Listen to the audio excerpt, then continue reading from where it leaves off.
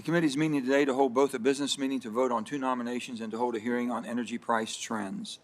The purpose of the business meeting is to vote on 2 nominations that were on the agenda of our November the 2nd business meeting, but were postponed because not all the senators we needed for the vote were present. The 2 nominations are Ms. Laura Daniel Davis to be the Assistant Secretary of the Interior of Land for Land and Minerals Management, and Ms. Sarah Bronin to be the Chair of the Advisory Council on Historic Preservation.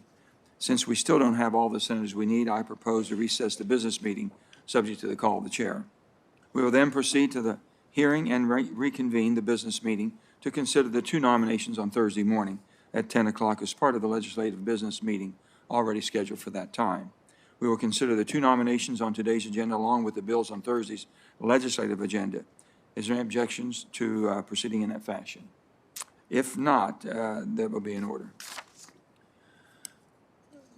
Now I'll turn to the hearing that brings us together today. The topic of this hearing is very timely with the rising energy prices, really the rising on all commodities in the American market, if you will. We're seeing right now across the country and around the globe. Prices are rapidly rising across gasoline, diesel, heating oil, natural gas, electricity, and even coal, and everything else in between, whether it be food and appliances and cars and everything else that we're seeing, and clothing. We're not on those subjects, so we're not in charge of that. This is in stark contrast to the prices that bottomed out during the pandemic as economies around the globe slowed. But now, as our economies are rebounding, we're seeing soaring gasoline prices, and heating bills are expected to go up to 10, 20, and 30, or even 40% in the coming months, according to the Energy Information Administration's winter outlook. This is impacting all of our constituents. In fact, the Consumer Price Index for energy has increased by 30% over the last 12 months. Affordable, reliable, and dependable energy is part of what made us a superpower, and it's critical that we maintain that and keep these prices under control. Internationally, the worst crunch is in Europe and Asia. This fall, we've seen the demand for natural gas, coal, and crude oil surge across global markets, leading to higher electricity prices in Europe and Asia. This has led to curbs on electricity use in China, protests in Spain, and bankruptcies of some small power companies and shuttering of power-intensive factories in the UK. In China, it's been recently reported that coal production was rapidly expanded in an attempt to meet electricity needs, with a new slogan of "Guarantee the Supply." The energy supply crunch and high prices are of concern since global economies are increasingly dependent on our U.S. supplies, primarily natural gas, and we're not as insulated from global prices as we once were. We've seen our natural gas prices increase to over $5 per million BTU, their highest level in 7 years. That's a fraction of what they're paying in Europe, but it's still a big increase for us in the U.S.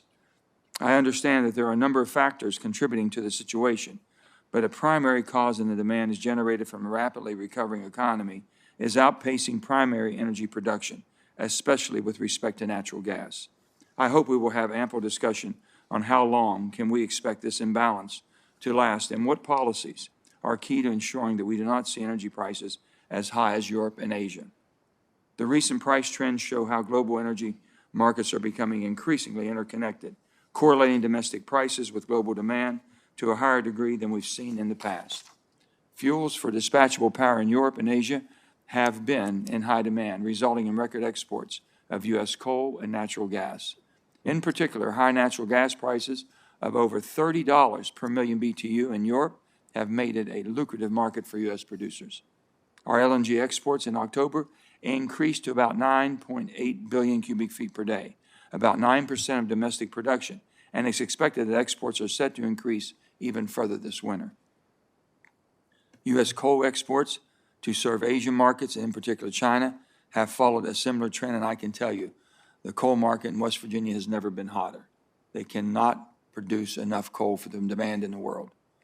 U.S. coal exports in the second quarter of this year jumped to 20.6 million tons, a more than 50% increase from the same time frame last year. These record numbers are positive for American producers and for our economy, but come with negative implications for the global climate and for consumers paying higher prices to stay warm this winter. Another huge concern is the 60% increase from last year that American consumers are paying at the pump for gasoline. Each one of us hear about it every day. Crude oil prices, which are the main driver of gasoline prices, have rebounded significantly following their collapse in the midst of a pandemic from negative $36 per barrel in April of last year to over $80.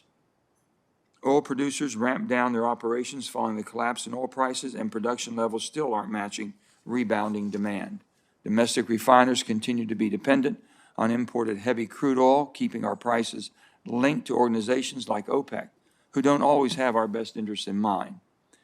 These raises reliability and geopolitical concerns and underscores the need for pipelines that can bring crude oil and related products to our domestic refiners from all allies like Canada.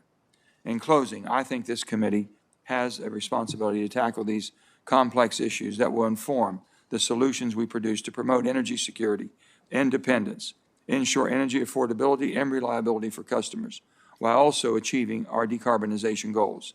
I look forward to hearing from each of you on the outlook of energy markets and prices that we will use to inform our policy decisions going forward.